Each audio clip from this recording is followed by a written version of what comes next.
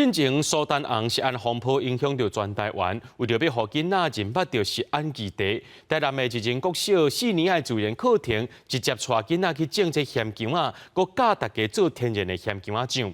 学校也结合着校内摄影棚，互学生用母语录介绍影片，伫咧校内放送。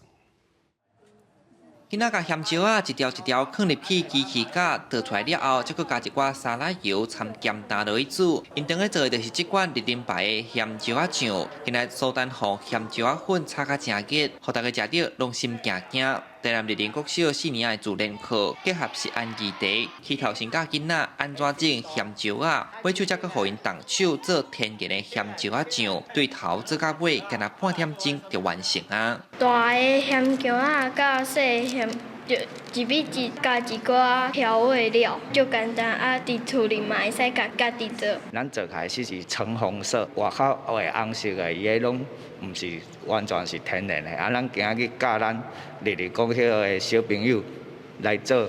命做完全天然健康的。这摆学校特别邀请专家来教囡仔做咸椒仔酱的技巧，嘛教因安怎判断天然咸椒仔酱的美感。大家囡仔面乱学习，那甲所有的知识做重点整理。老师嘛带伊去校内主报室，用母语录小解咸椒仔的影片，准备通伫中昼时间播送给全校学生斗阵来学习。阮用台语甲大家分享。